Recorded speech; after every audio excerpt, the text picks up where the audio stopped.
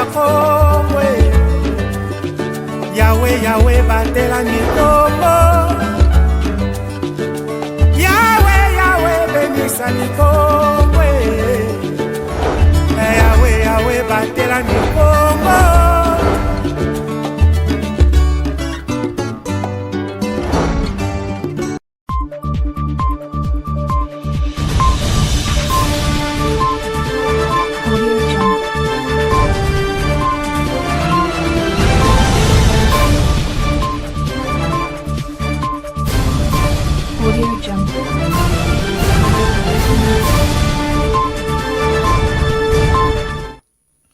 Merci d'avoir choisi Ecopolis RTV pour être informé d'une manière utile et responsable, messieurs et dames. Bienvenue à ce journal et bonnes conditions d'écoute.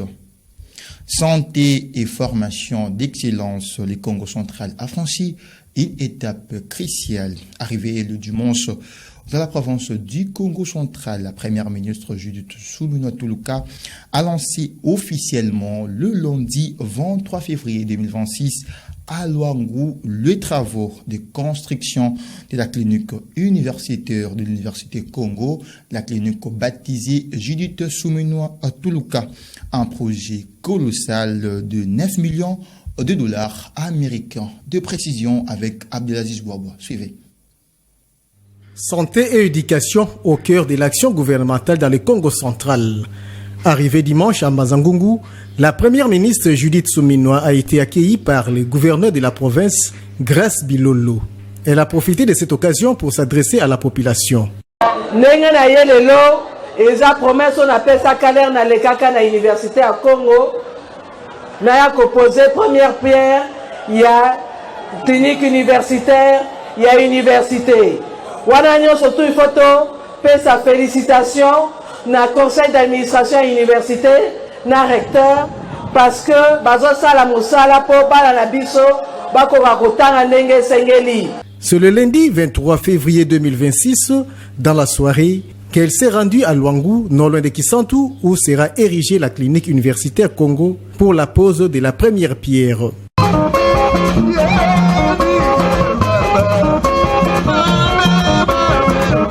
Il faut signaler qu'il s'agit d'un investissement massif de plus de 9 millions de dollars américains, dont 6,7 millions de dollars sont consacrés aux infrastructures et 2,5 millions à l'équipement médical de pointe. Ce futur complexe hospitalo-universitaire, qui portera le nom de la première ministre, ne fera pas les choses à moitié. Plus de 3000 lits et tous les services médicaux sont intégrés. L'objectif est double: offrir des soins de qualité à une population en pleine croissance et garantir une formation d'excellence pour nos futurs médecins. Tous ces travaux devront durer 18 mois. Notons que l'Université Congo a été créée en 1990 sous l'appellation de l'Unibase. Et restons toujours dans ce même chapitre du lancement des travaux de construction de la clinique universitaire Judith Suminwa Tuluka. Le gouverneur de la province du Congo central, Grace Nkwanga Maswangibilo, entraîna la parole à Louis Sigeste du gouvernement et n'a pas manqué à rendre hommage à la première ministre. On nous suit dans ce propos.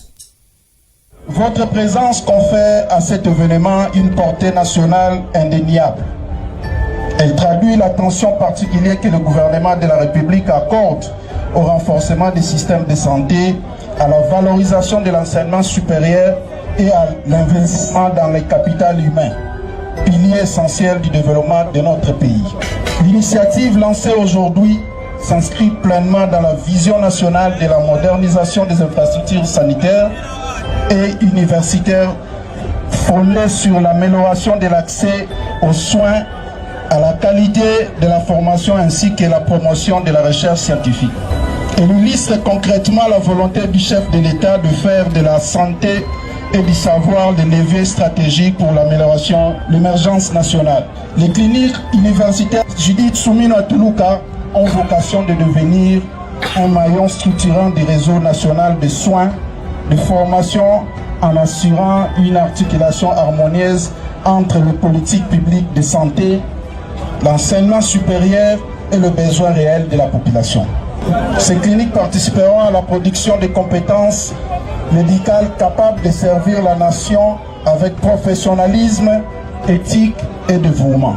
À ma qualité de gouverneur de province, j'estime que ces projets, bien qu'implémentés localement, dépassent largement le cadre provincial, qui s'inscrit dans une dynamique de solidarité nationale où chaque province contribue à son niveau à la construction d'un système de santé fort, équitable et résilient au bénéfice de l'ensemble du pays.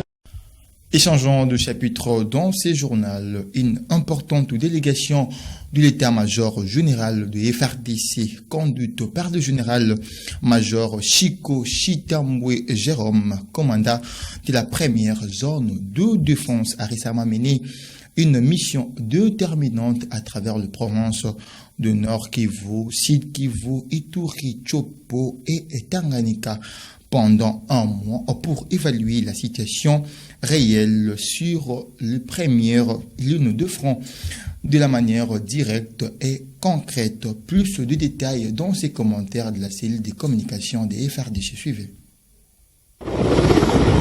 Une délégation de l'état-major général de FRDC, conduite par le général-major Chico Chitambwe Jérôme, commandant de la première zone de défense, a effectué pendant près de mois une mission à l'est de l'RDC pour palper du doigt la situation réelle sur le terrain et apporter les messages d'encouragement du président de la République, chef de l'État et commandant suprême de FRDC, Félix-Antoine Tshisekedi Tshilombo, aux militaires déployés sur les différentes lignes de front. Cette tournée a emmené le général-major Chico Chitambwe et sa délégation à Kalemi dans la province de Tanganyika, à Bunia dans la province de Ituri, sur les lignes de front des hauts plateaux de Minembwe, à Fizi, Mwenga, Point Zéro, Uvira, à Baraka, Pinga dans la province du Sud Kivu, à Beni, à Butembo, Bunyakiri dans les Massissi, en province du Nord Kivu, pour citer à Kisongani dans la province de la Chopo. Au cours de son itinérance, le général-major Chico Jérôme a échangé au niveau tactique avec tous les militaires déployés dans les zones de combat, ainsi que les différents commandants, afin de s'imprégner des difficultés réelles auxquelles ils sont confrontés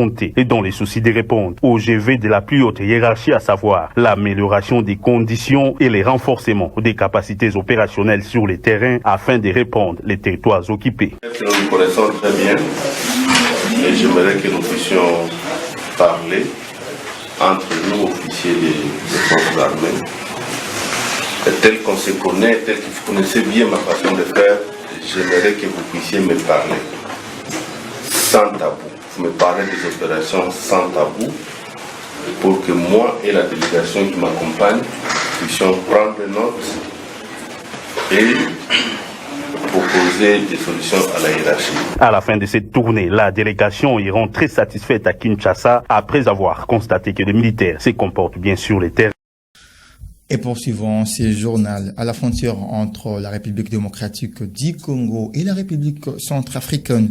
La situation suscite deux inquiétudes en visite au village Mbassi dans la province de Bazouélé. La députée nationale Grace Niema alerte sur l'arrivée de plusieurs réfugiés centrafricains qui, selon elle, ont traversé la frontière avec des armes et des munitions.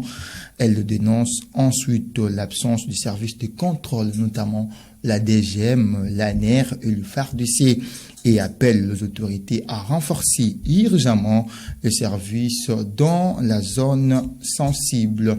Elle a été jointe au téléphone par nos confrères de Top Congo. Suivez. J'ai constaté un grand nombre de réfugiés ici qui errent partout. Vous êtes sans ignorer que c'est la frontière. Il n'y a pas de contrôle. Nous ne savons pas qui est venu avec quoi. Il y a ceux-là qui sont armés qui ont traversé vers nous ici. Il y a beaucoup d'armes selon les renseignements que j'ai eus. Il faut identifier ces gens-là. Il faut aussi chercher à fouiller. Je commence par vous, Top Congo. Je sais que toute la nation vous suit. Quand je vous alerte ici, j'espère que le gouvernement central me suivra, le gouvernement provincial aussi. Parce qu'il faut prendre les dispositions à tout niveau. Je dis bien que c'est une urgence. La situation à la frontière de la RDC, RCA n'est pas bonne sur le plan sécuritaire. Comme je vous ai dit, nous n'avons aucune représentation de l'État. Il n'y a aucun agent de la DGM, il n'y a pas l'ANER. Dites-moi, qui va contrôler, qui va filtrer, qui va même aussi identifier les gens qui traversent de notre côté. C'est vraiment une urgence et nous ne voulons pas tomber dans la même situation que nos frères et sœurs vivent au niveau de l'Est du Congo. Ces entrées massives se passent dans quel territoire dans le Bazou? Mazouélé. C'est dans le territoire de Ango, plus précisément dans le village de Passy, à quelques kilomètres de la RCA. Le territoire de Ango, c'est tout au long de la rivière Mbomou. J'ai toujours parlé de cette frontière qui est poreuse. À peu près 800 kilomètres, sans représentativité de l'État, c'est quand même terrible. Et autre chose à présent dans ce journal.